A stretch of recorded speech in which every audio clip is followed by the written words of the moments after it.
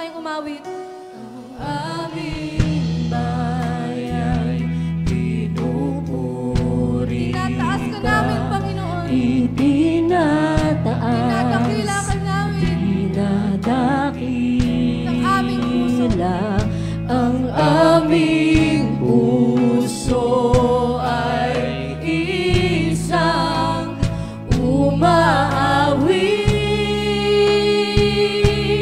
sa'yo.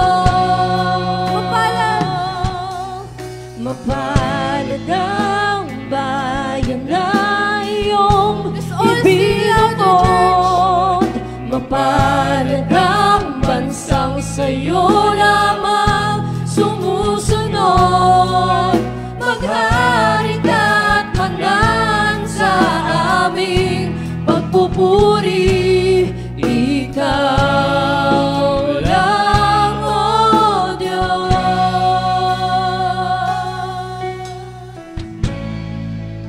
Worship you, Jesus. Itaas natin ang ating mga kamay. Let's all surrender everything sa Panginoon. Muli tayong umawi. Si Yahweh ang tanging Diyos, may gawa ng lahat ng mabuti. Lahat ng nilikha mo, Panginoon. Ang lahat ng nilikha mo'y Sumasamba. sumasamba sa'yo. Ang aming baya'y pinupuri Kay aming tinataas, Lord. Itinataas, dinadakila Ang aming puso, Lord. ang aming puso ay isang umaawit sa'yo. Mapalad ang bayan na iyong ibinukod. Mapalad ang bansang sa'yo lamang sumusunod.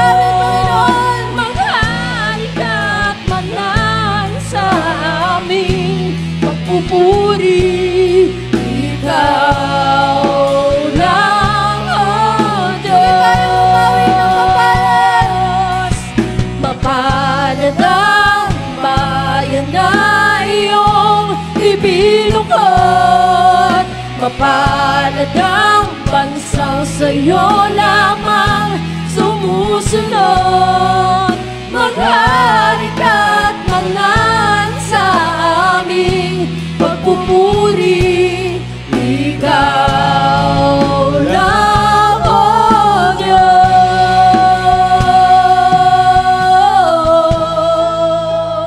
Diyos. Continue to worship you, Lord God.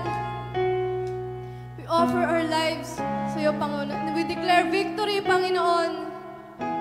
In your name, Lord God. Patuloy ka naming sinasamba, Lord God.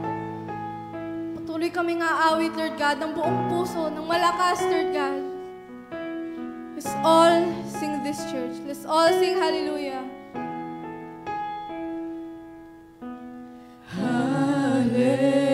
Hallelujah,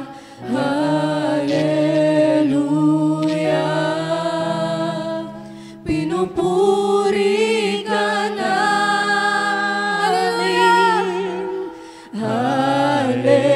Hallelujah, hallelujah. Pinupuri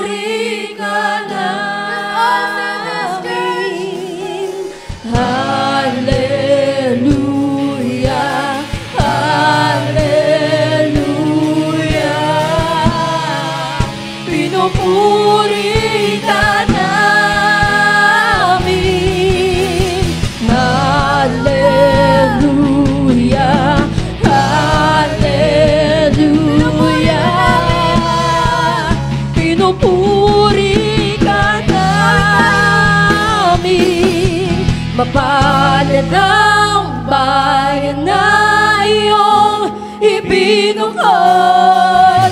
Mapalad ang bansang sa'yo lamang sumusunod. Maghari ka't manal sa aming pagpupuri. Ikaw lang, O Diyos.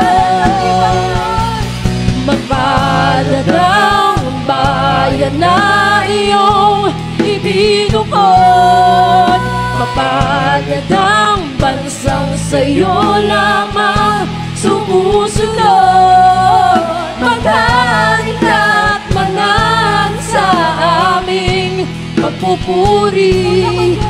Ikaw lang, O Diyos. Ikaw lang, O Diyos.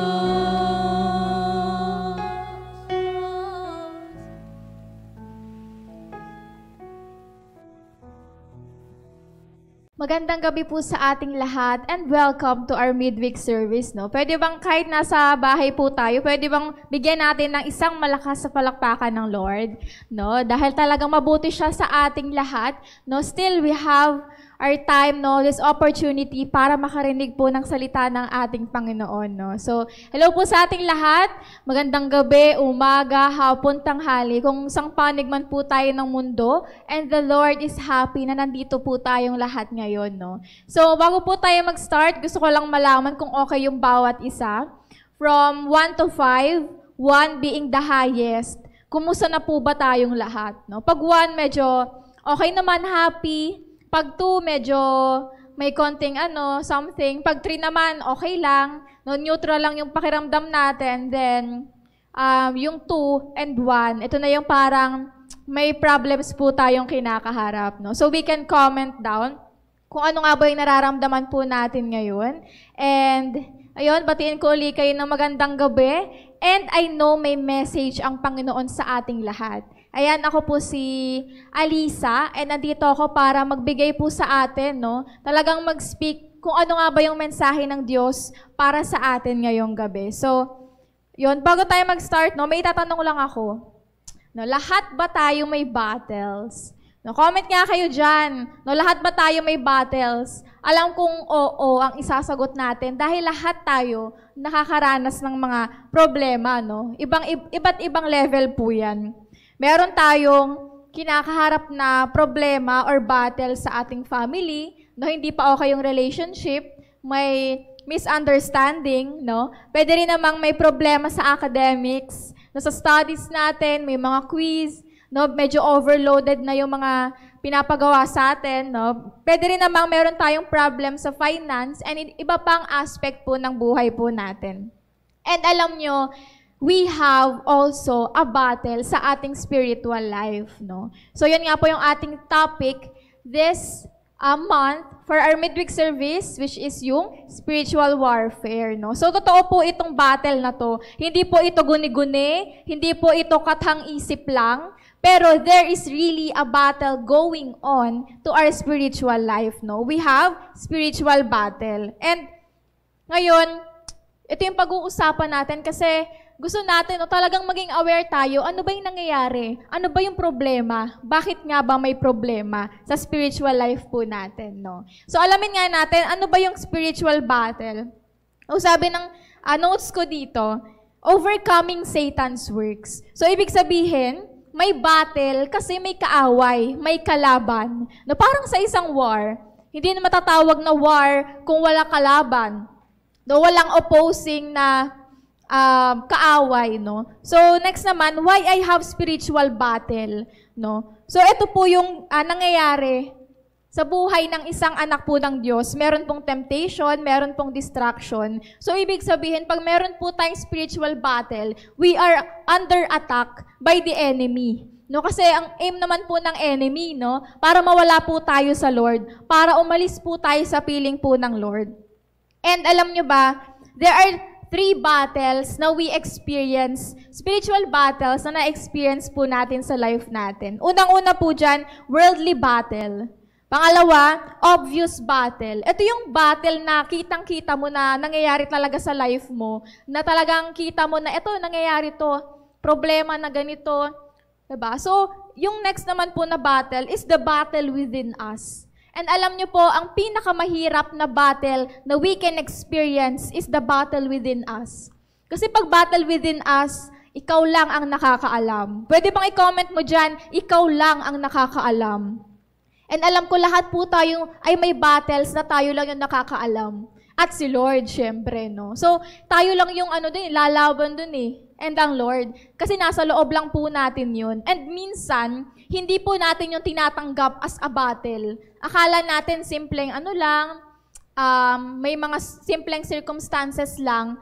Pero hindi natin napapansin, we are under attack by the enemy. No, that is a battle within us. No, si Lord, at ikaw lang yung nakakaalam sa battle na yun, no? So, ngayon, bago po tayo mag-proceed sa ating message, pwede bang tumungo po tayong lahat, damin po natin yung presensya ng Diyos and ask for His presence to be with us ngayong gabi. Sige, let's pray. Hallelujah, Jesus. Lord, maraming salamat, Panginoon, sa oras na ito, Lord God, sa araw na to, Panginoon, dahil still, Lord God, you give us this opportunity, Lord God, to be with you, Lord God, to listen to your words, Panginoon. Lord, maraming salamat, Panginoon, dahil patuloy mo kaming pinapaalalahanan, Panginoon. Lord, patuloy mong nire-remind sa amin, Lord God, yung mensahe mo, Panginoon. And Lord, right now, to this topic, Jesus, Lord, let your Spirit speaks to every one of us, Panginoon. Sa Lord, kung nasan man kami, Lord God, Lord, pumasok ka, Lord God, sa bawat bahay, Lord God, sa bawat buhay, bawat puso, Lord God, at nawa yung mensahe na ito, Lord God, ay tumatak, Lord God, mag-mold sa amin, Panginoon, mag-shape sa amin, and this message will change our lives, Panginoon, holistically, Panginoon. Lord, be with us, Lord God, hayaan mo, Panginoon, ikaw ang magsalita ngayong gabing ito, Lord God. Wala akong itataas, kundi ang pangalan mo lamang, Jesus, Panginoon. Lord, be with us, Lord God. Remind us, Lord God. Reveal to us your words, Panginoon. Thank you, Lord. In Jesus' name, amen and amen. So ngayon, yung topic po natin ay, title natin ay ang Labang Ikaw Lang ang Nakakaalam. Yan. So comment nga po natin dyan, Labang Ikaw Lang ang Nakakaalam. No? So, yung story po natin ngayon is about story ni Martha and Mary. Alam na natin yan, no? So, pwedeng bang comment tayo dyan na alam na natin yung story na yan, no? So, sabihin natin, uy, narinig ko na yan. Narinig ko na yung story na yan, no? Kasi talagang very famous po ang story na ito, no? And ngayon, magbibigay po tayo ng ibang outlook, ibang perspective about this topic. No? Kasi alam kong may mensahe po ang Diyos para sa ating lahat. And now, let us read Luke chapter 10, verses 38 to 42. NIV version po ito. Let's read po. At the home of Martha and Mary, as Jesus and His disciples were on their way, He came to a village where a woman named Martha opened her home to Him. She had a sister called Mary who sat at the Lord's feet listening to what He said.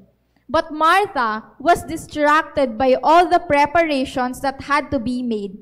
She came to Him and asked, Lord, don't you care that my sister has left me to do the work by myself? Tell her to help me. Martha, Martha, the Lord answered, you are worried and upset about many things. But few things are needed, or indeed, only one. Mary has chosen what is better, and it will not be taken away from her. No? So, kwento lang po natin ng mabilisan. No, si Jesus, pumunta sa bahay nila. He was invited, no, na pumunta sa bahay ni na Martha and Mary. So, yun, para kumain. No, si Martha nagpe-prepare ng kanilang food. No, while si Jesus nag-share, and si Mary ay nakaupo po sa paana ni Jesus to listen to His words.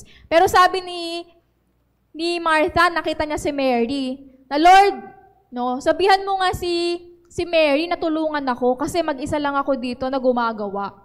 No? Grabe pa nga yung term na ginamit ni Martha eh. Lord, don't you care? No, na Lord, hindi mo ba nakikita? Lord, wala ka bang pakialam sa nangyayari? Grabe po yung word po ni Martha dito, no? Kasi si Mary, no, nakaupo lang, pero minsan may isip din natin na, parang nafe-feel natin yung nararamdaman ni Martha. Kasi busy, dami niyang ginagawa, tapos makikita mo yung iba na nakaupo lang, nakikinig lang, no? And sabi nga ng Lord, no, you are worried and upset about many things, pero isa lang daw po yung mahalaga, no? And ngayon, alam ko nararanasan po natin tong lahat, no? Minsan may something po sa heart natin na kailangan pong maitama. And ngayon, pag-uusapan po natin yung mga battles na na-encounter po ni Martha sa kanyang spiritual life. No, alam ko lahat tayo makaka-relate po dito. No? Alam natin even those Bible characters, lahat po yan may mga battles in life. And alam ko makakakuha po tayo ng knowledge, no, ng lesson sa kanilang mga buhay, no? Let us discuss Martha's battle, no? So unang-una, si Martha, she loses intimacy. So number 1, losing intimacy. So ito po yung pinakaunang point, no, na nakita ko sa story po ni Martha. No? Kasi, pag mahal mo ang isang tao, makikinig ka. Amen? Pag mahal mo ang isang tao, makikinig ka. Pero dito po sa story ng buhay po ni Martha, nakita ko na walang connection sa Lord. Wala siyang relationship sa Lord. Kasi alam natin na pag yung kahit mga friends lang natin, pag may sinasabi sila, nakikinig tayo, no? Halimbawa, pag may mga chika, may mga kwento, kahit marami tayong ginagawa, tinitigil natin yan para makinig. No, para makinig mapakinggan yung mga sinasabi nila, yung mga kwento nila, kasi we value them, we love them, kaya po tayo nakikinig sa kanila. And pwede rin naman nating sabihin na, oo, nakikinig naman si Martha, kasi nandun lang naman siya sa room, nag-aayos lang siya, nagpe-prepare lang siya, pero nakikinig. Nakikinig naman siya no? So minsan ganun po yung sinasabi po natin. Pero alam niyo po, hindi lahat ng pinapakinggan ay naiintindihan. Ulitin natin, no? So, hindi lahat ng napapakinggan naiintindihan. Kasi, we can listen to someone, pero hindi natin naiintindihan yung sinasabi niya. Example na lang po dito, pag math class. Diba? Sino dyan may mga subject na math? No? So, lahat po tayo, no, nakaranas na niyan, may subject na math. And sometimes, ito yung pinakamahirap na subject para sa atin, no? Parang tulad lang ng math class, or halimbawa, pag science class na mahirap yung subject, no? Minsan, naririnig natin, may sinasabi siya, napapakinggan natin. Pero, it doesn't mean naiintindihan natin.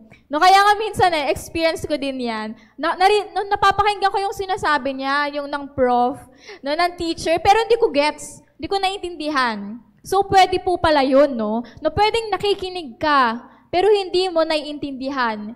Pwedeng nakikinig ka, pero hindi pumapasok sa isip mo. O pwedeng pumapasok sa tenga natin, pero lumalabas din sa kabila, no? And alam mo, same with God, pwedeng napapakinggan po natin yung salita ng Panginoon, pero hindi po natin gets. Hindi natin gets si Lord, no? And alam mo, talagang nagmamatter dito yung relasyon natin sa Panginoon. Kasi baka sarado yung spiritual ears natin, kaya hindi natin marinig si Lord. Pwede ba i-comment natin dyan, baka sarado ang spiritual ears mo. No? Baka naka-close, kaya hindi po natin marinig yung mga bagay na sinasabi po ng Lord. Kasi sabi nga po sa Romans 10:17, consequently, faith comes from hearing and hearing the word of God.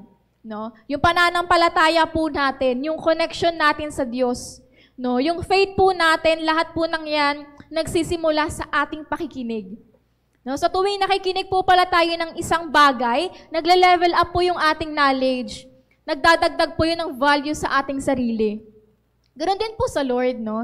As we listen to our cell groups, as we listen, no, sa ating mga cell leaders, nagdadagdag po ito ng value sa ating sarili. Lume-level up po yung ating pananampalataya at paniniwala po sa Lord.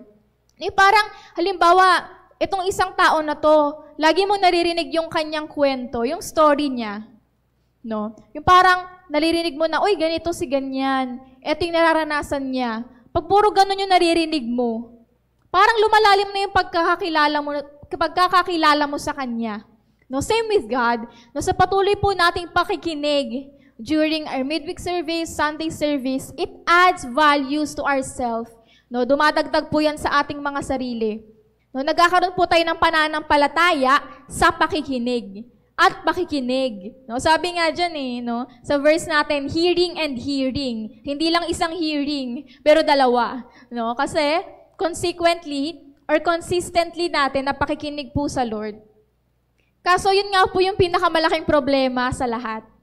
Yung hindi po tayo nakikinig, no? Hindi po tayo nakikinig ng salita ng Diyos, no? Ngayon po sa message po natin, let us open our hearts. Wag po nating mataas yung pride po natin ngayon, no? So buksan po yung heart natin, buksan mo yung puso mo ngayon, admit kung ano man yung mga bagay na mali po natin, no? Kasi minsan hindi po natin nakikita yung faults natin. Kasi feeling natin we are that good, we are that great. Kaya hindi natin nakikita na, may mali pala ako, may pagkakasala pala ako. And ngayon to our topic, spiritual warfare. No, baka ito na po yung nararanasan natin, hindi pa tayo aware. So we need talagang i-open po natin yung puso natin and ears and minds natin, no, para sa mensahe po ng Panginoon. So as we mentioned kanina, baka hindi na po tayo nakakapakinig ng salita po ng Panginoon. Baka dinededma mo na lang si Lord. No? Baka dinededma na lang po natin pag midweek service, pag Sunday service, no? Pag Sunday service, nakikinig tayo, pero nagsuscroll sa Facebook. No, may chinachat, may mini-message. So we can't hear ng maayos yung salita ng Diyos if we are distracted. No? Hindi na tayo nagde-devotion, hindi na tayo nagsesell, hindi na tayo nakikinig sa leaders po natin. Hindi na nagte-trainings, no?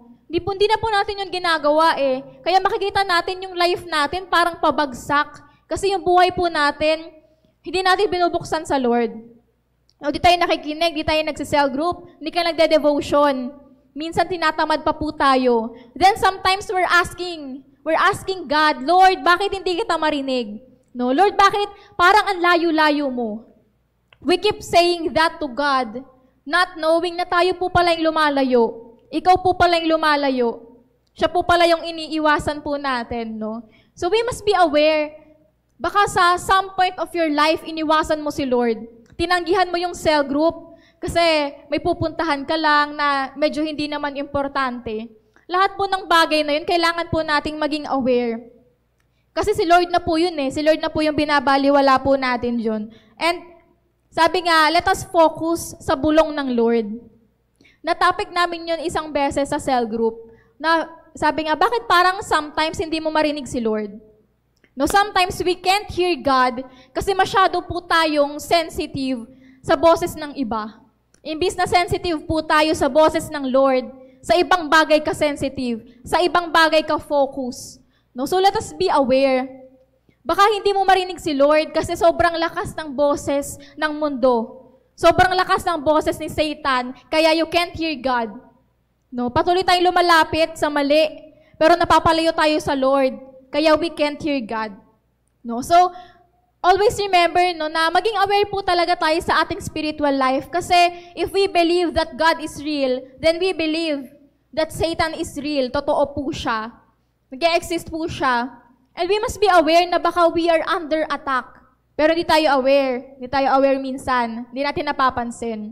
No? So, let us be aware to our spiritual life. Baka under attack na ako. Baka may something na nangyayari. Pero nga sabi nga natin, yung topic natin, battle within us. Nasa loob lang. No? So we must be aware. Dahil alam mo, in a battle, ang gusto po ni Satanas, he wants you to be far from God. No? Gusto pala ni Satan, malayo tayo sa Lord.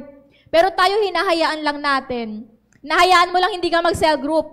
Kasi sobrang busy mo. Sobrang dami mong ginagawa. Hinahayaan lang natin, hindi tayo maka-attend ng church. Bakit? Kasi ang daming ginagawa, ang daming priorities. Maglalaba, maglilinis. Pero yung mga simpleng pag-no natin, pag may make natin ng excuses, it will affect greatly yung spiritual life po natin. So we must be aware. Kasi baka under attack ka na, hinahayaan mo lang.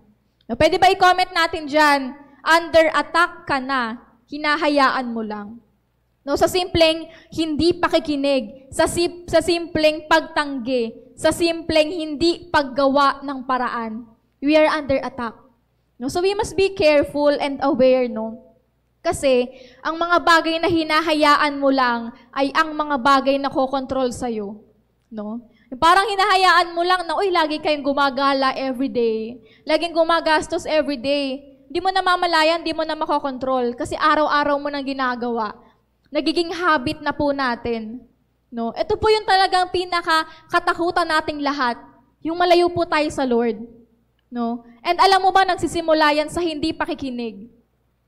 Kasi pag hindi ka nakinig, masasanay ka na lang, mag-isolate ka, hindi ka magre-reply, hindi ka magsisin. Magli-live ka na sa GC. No? So baka ganoon na po yung mangyari. And napakahalaga ng isang desisyon. Dahil sa hindi po natin pag-attend, pwedeng masanay na tayo na hindi na po natin yan ginagawa. No? Pag hindi ka na consistent, masasanay ka na dyan. No? So we must be aware sa mga nangyayari po sa life po natin. No? And alam natin na ang enemy nandyan lang para hulihin ka. Sabi nga, to steal, to kill, and destroy. Yan po yung plano ng kaaway sa atin. No? So we must be aware. No? Ito po yung mensahe sa atin ng Lord na talagang kinukulbit tayo ng Lord eh. No? Na, anak, magbago na. Anak, bumalik ka na. No? We must be aware, mga kapatid. We must be aware. Dahil wag po nating hayaan, dumating yung panahon, sabihin na lang ng Lord sa atin na hindi kita kilala. Sino ka ba? Diba? Makinig po tayo uli. Hanapin po uli natin ng Panginoon sa buhay po natin. And yung second point naman na nakita ko sa life po ni Martha is yung losing focus. So una, point number 1 natin, losing intimacy. And second one, losing focus. No, baka po tayo, nawawala na po yung focus natin. Na si Martha, dapat ang focus niya sa Lord. Dapat si Martha, ang focus niya sa salita ng Panginoon. Pero yung attention niya napunta sa ibang bagay. Pag-iisipin natin, okay lang naman kasi para sa Lord lang. Para sa Lord naman yun nagpe-prepare ka, ginagawa mo tong bagay na to para sa Lord. Minsan ganun yung sinasabi po natin no? Pero, mali pala. Kasi dapat, mas mahalaga po yung sinabi ng Lord. No, sabi nga, obedience is better than sacrifice. Yan po yung story, no? Na about kay King Saul, no, na pinili niya yung pinakamagandang hayop para sa Lord. Pero hindi po nalugod ang Diyos doon kasi ang sabi po ng Lord, no, ay patayin mo lahat, alisin mo lahat, wala kang ititira. Pero ang itinira po niya, yung mga bagay na magaganda, at ang sabi po niya, para sa Lord yan, bibigay ko yan para sa Diyos. Pero hindi po nalugod ang Lord doon. Kasi mas maganda ang pagsunod natin sa Diyos. No? Let us not justify what we are doing. Na ginagawa ko naman to para sa Lord Nagsisilbi ako para sa ministry. Ginagawa ko tong lahat para sa Lord. Pero wag po nating isipin na hindi po na-appreciate ng Lord yun. Na-appreciate po ng Lord. Pero isang bagay lang talaga yung mahalaga po sa Kanya. Yung ating connection, relationship sa Kanya. Yung talagang makikinig ka talaga. You will sit at the feet of Jesus. Kasi nagbabahagi po siya ng salita ng Diyos. Katulad ng ginawa ni Mary. No? So, let us be aware.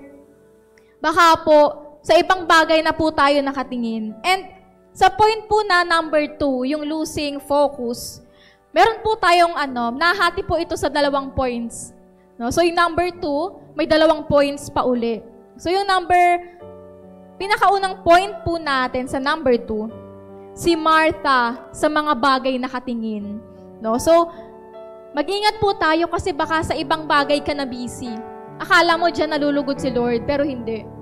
Kasi mas marami pang bagay ang mas mahalaga sa Lord kesa po dyan. No? Baka nawawala na tayo ng focus sa Lord. Alam nyo, you will lose your spiritual sight kung patuloy tayo nagiging busy sa ibang bagay. No? So, nakwento nga po natin, no, yung sa life po ni King Saul. Maging careful po tayo sa bagay na ginagawa natin. Baka hindi na tayo makapag-focus. Iba na yung bagay na magawa natin. Kasi yung bagay na yun, mas mahalaga sa Lord. Hindi natin nagawa. No? So, we must be aware po sa mga bagay na ginagawa natin, mga decisions po ng buhay po natin. Baka dyan po tayo mapasama. Dyan po tayo mapalayo sa Lord. And alam nyo, magkakaroon ka lang ng battle sa buhay mo kung hindi si Lord ang first priority mo. No? Kung hindi si Lord ang first priority mo. Kasi sa life nga po ni Job, no, si God yung first priority niya. Kaya na-surpass niya yung mga trials niya. Si Lord yung pinipraise niya, kahit ang dami niyang problema, dami niyang ine-encounter, but still si Jesus, si God, yung kanyang first priority. No? Pag may inuuna na po tayong iba, pag inuuna na po natin ang ating sarili, ang ibang bagay, pag nag-focus na po tayo sa problema o sa ibang mga circumstances, doon po tayo namamali. Doon po tayo naghaharang spiritual battle. No? Wala nang bagay ang mas malulugod sa ang Lord kundi sa ating pagsunod. And second one naman, no, point number 2, sa number 2, di ba? Ang pangalawa naman po ay si Martha kay Mary nakatingin. Yung unang point natin, balikan natin, si Martha sa ibang bagay nakatingin. And yung point number 2, si Martha kay Mary nakatingin. No? Alam natin, no, yung story na binanggit natin kanina, nagwo-work, no, si Martha, then nakita niya si Mary, nakaupo lang, walang ginagawa. Then sinabi niya na, Lord, don't you care? Don't you see it? No, na ito, nagsisipag ako, ginagawa ko to, I'm so busy, pero si Mary nakaupo lang. No. Baka po sa ating spiritual life, we are facing this battle, we are not growing, kasi yung mata mo, nakatingin sa iba. Pwede bang i-comment natin dyan ngayon, saan ka nakatingin? O saan po ba tayo nakatingin?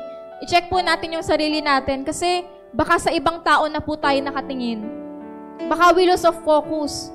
No? Na-imbes na spiritual life mo, doon ka mag-focus. Sa iba ka nakatingin. Sa kapwa, mananampalataya, tayo doon nakatingin. No? So we must be aware. No? Remember yung story po ni Peter, yung sabi ni Jesus, sige maglakad ka, no, lumakad ka sa tubig. No, naglalakad po si Peter, then tumingin siya sa paligid niya. Nakita niya na malulunod na siya, may tubig. Doon po siya lumubog. No, doon po siya nalunod. So grabe po pala ang epekto ng hindi pag-focus sa Lord, ang hindi pagtingin sa Diyos, kasi nakakalunod. Diba? Maging aware po tayo na baka sa ibang bagay po tayo nakatingin, baka sa tao po tayo nakatingin. No, we must be aware, delikado po ang distraction. Baka sa puso mo, meron kang paligsahan, yung meron kang own battle na wala naman talaga.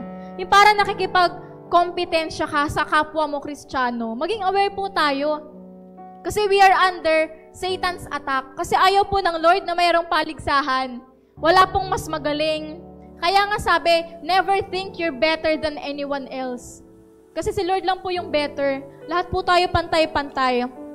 Huwag po tayong magkumpara ng buhay natin sa iba. Huwag tayong magkumpara, no, ng spiritual life natin sa buhay ng iba.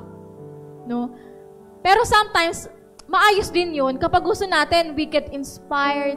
No, na, uy, nakatuwa naman yung story niya, yung testimony niya. No, nakatuwa, glory to God sa buhay niya. No, we are inspired to do good, to do better. Pero pag yung bagay na yon, tinitingnan mo siya, bilang naiinggit ka, nagsiselos ka sa achievements ng iba, doon na po tayo mamamali. Doon na po tayo mapapasama. Kasi it will create pride sa buhay natin. So ulitin nga natin, si Martha kay Mary nakatingin. No? Yan po yung hardest battle natin eh. Yung parang nagka-create ka ng battle na wala naman talaga. Maging aware po tayo. Baka meron ng something sa heart mo na gusto mo laging ikaw yung magaling. Gusto mo ikaw yung laging nakikita. You must be aware. Baka katulad ka rin ni Martha. Pwede ba i-comment mo dyan ngayon, baka katulad ka ni Martha. Nakatingin sa iba. Nakatingin sa kapwa Kristiyano. No? So baka we are focusing to people's works. Masyado kang focus sa kanya. Masyado kang, alam mo yun, naiinggit sa buhay niya, kaya hindi tayo makakapag-focus sa spiritual life po natin. No? Baka may inggit, may pride, may comparison sa buhay natin. Ito po yung nagpapamali ng lahat. Kasi hindi po tayo lalago kung patuloy po tayong nakatingin sa iba. No? Patuloy tayong parang may battle sa atin. Na, uy, ba't mas magaling siya? Kailangan mas galingan ko pa. Kailangan mas lampasan ko siya. No. Mali po yun. We are under attack. Kasi ayaw po ng Lord, no, na meron po tayong paligsahan. Ayaw ng Lord na may comparison po tayo. Lahat po tayo, no, ay mahal po ng Panginoon. Lagi po nating isipin yan. Let us check our hearts. Baka yung puso ko na yung mali. I am facing spiritual battle, Lord. Kasi yung puso ko na yung mali. Lord, meron ng pride, no? Meron ng inggit, meron ng comparison. Yun po yung mali sa atin. Sabi nga natin, ito yung battle na nasa loob. So it is hard to face kasi ikaw at si Lord lang ang nakakaalam. We must be aware. No? We must be aware. Baka ikaw na yan, under attack ka na po ng enemy. No? So sabi nga natin, never think you're better than anyone else. Don't compare your spiritual life. No, bagkus sa spiritual life po natin, doon tayo mag-focus. Improve your life, no, admit your mistakes, patuloy po tayo magbago sa Panginoon. And alam niyo po, only answer to our spiritual battle is to sit at the feet of Jesus. No, yung ginawa po ni Mary, no, she sit at the feet of Jesus. Ito po yung kailangan natin. And alam niyo ba yung ginawa na yon ni Mary, hindi lang po yung simpleng bagay. Kasi pag umupo ka sa paanan ng isang tao, it means you respect that person. No? And sa Lord po, ibig sabihin po nun, it shows you are a disciple niya. No? Disciple po tayo ng Panginoon kasi lumuhod o umupo sa paanan po ni Jesus. No? Kasi pag nandun po tayo sa paanan ni Jesus, merong humility. Ibig sabihin nun, disciple ka, nakikinig ka, 'di ba? Follower ka. And sana po sa lahat po ng battles na nararanasan natin, whatever battle it is, sit at the feet of Jesus. No, kailangan po natin 'yan, no? So yung mga bagay na na-encounter natin, no, we lose focus, we lose intimacy, pero the only answer is to sit at the feet of Jesus, no? Magbago po tayo, no? Patuloy po tayo magbalik loob sa Lord. Admit your shortcomings. Show humility. Humble ourselves. Admit po natin na, Lord, nagkasala ako. Lord, nagtanim ako ng sama ng loob. Lord, meron akong inggit. Lord, hindi kita priority. Lord, hindi ko nagagawa tong bagay na to kasi sa iba ako nakatingin. Admit our mistakes. Kasi hindi po si Lord ang mag-first move sa atin. Tayo po. No? Submit to Him. Restore your intimacy. Kung feeling mo nanlalamig ka na sa Lord, spiritual battle po yan. Kailangan po nating mas lumapit pa sa Lord. And if we feel that we are encountering this battle, mas lalo po tayong lumapit sa Lord. Wag po tayong mas lalong lumayo. Don't isolate yourself kasi nararanasan mo yung bagay na yan. Kaya nga doon tayo mas lalong lumapit sa Lord kasi meron po tayong battles. Wag po tayong lalayo. Wag po tayong aalis sa Panginoon. No? So, makinig ka ulit. Kung feeling mo, lately hindi ka nakikinig sa Lord, wala kang panahon para sa Lord. This is your time. Makinig ka ulit, umattend ka ulit, mag-cell group kayo ulit, mag-devotion ka ulit, umattend ka ulit. No, yun lang naman yun eh. Kaya nga, mabuti ang Diyos kasi still, we are alive, we are having these chances, unlimited chances every day. So, i-grab na po natin to. Talagang magbago para sa Panginoon. Wag po tayong abuso na porket buhay tayo araw-araw, no, yung mercy niya restored every morning. No, kailangan i-grab po natin yung chances na to. And lagi po nating tandaan that Jesus paid it all for us. No, He is victorious. So dito po ako magtatapos sa verse na to, John 16 verse 33. I have told you these things so that in me you may have peace. In this world, you will have trouble. But take heart, I have overcome the world. Salamat sa Lord sa mensahe, no, na talagang alam ng Lord, in this world, you have trouble. Ang dami po nating problema, spiritual life man yan, o sa life po talaga natin. Marami po tayong problema. Pero always remember that He overcame it all, no? Napagtagumpayan na po ng Lord yan, napagbayaran na po yan lahat ng ating Panginoon. And kailangan lang po natin, i-declare natin yan. Jesus win the victory and you will too. No, if we have battle in health natin, declare victory over it. If you have battle in your family, may problema, hindi pagkakaunawaan, no, declare victory, speak victory. No, if you have problem in your studies, sa academics po natin, speak victory. And if we have problems, no, spiritual battle to our spiritual life, lagi po natin hingin yung pagsama po ng ating Panginoon and always declare for victory, for He is victorious sa buhay po natin, no. Lagi po natin kasama ang Lord. We are conquerors kasi He conquered it all. Lagi po nating tandaan, wala po tayo kung wala ang Panginoon. Kaya patuloy po nating hingiin yung presensya niya, pagsama niya sa buhay po natin. Dahil wala pong battle ang mahirap sa iyo kasi kasama mo si Lord. Sabi niya, di ba? You can do all things kasi kasama mo si Lord. Kaya patuloy lang po natin talagang hawakan ng mahigpit ang Panginoon. At talagang we will surpass all those battles. Kasama po siya. No? So sana, may nakuha tayo today sa ating message, losing intimacy, losing focus, and the only answer is to sit at the feet of Jesus. No? Maraming salamat sa ating pakikinig. No, may nakuha po tayo ngayon. So, let us all bow down. Masalamat po tayo sa Diyos. Yes, Father, Lord, maraming salamat, Lord God, sa mensahe mo, sa kabutihan mo sa aming lahat for this message. Lord God, may naalalahanan mo kami, Lord God, na may battle, Panginoon. Lord, patawad kung sometimes, Panginoon, or lagi, Panginoon, we lose intimacy. Lord God, we lose focus sa iyo, Panginoon. But Lord, right now, Lord God, we sit at your feet, Jesus, Panginoon. Humingi ng kapatawaran, Lord God. Humingi, Panginoon, nalinisin mo kami, Panginoon. Baguhin mo kami, Lord God, at hayaan mo, Panginoon, yung mensahe na ito ngayon, makapagbago, Lord God, makapag-mold ng aming mga buhay, Panginoon. Lord, be with us as we enter, Panginoon, panibagong journey na ito, and we claim victory, Panginoon, sa lahat ng battles, Panginoon, na kinakaharap po namin, Panginoon. Because you, Jesus, are powerful, Lord God, and you paid it all for us, Panginoon. Thank you, Lord, in Jesus' name. Amen and amen. So, may nakuha po tayo today. God bless, and may God be with us all. Thank you po.